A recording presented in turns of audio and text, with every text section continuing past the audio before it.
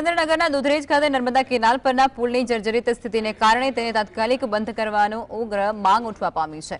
આ પુલ પર સળિયા ખુલ્લા પડી ગયા છે અને નીચેના ભાગે પોપડા પણ પડી રહ્યા છે।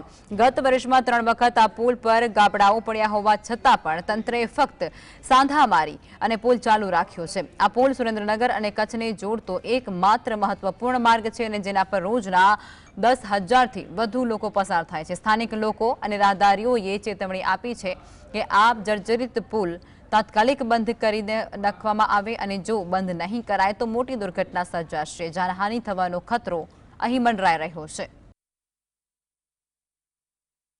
સુરેન્દ્રનગરમાં જે સુરેન્દ્રનગરથી જોડતો જે નેશનલ હાઈવે કહેવાય 51 એ છે કચ્છ સુધી જાય છે।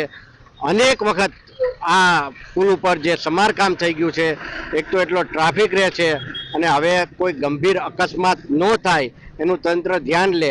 અને ગુજરાતની જનતાને તો હું જણાવવા માંગુ છું કે 2025ના જેટલા પુલ બન્યા છે એ પુલ બધા ચેક કરવા જોઈએ।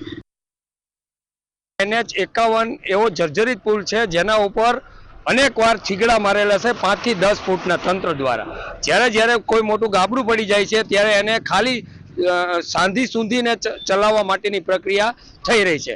અમારી એવી વાત છે કે જ્યારે પણ આ છીગડા જેટલા મારવામાં આવે એટલે પુલ નબળી હાલતમાં છે।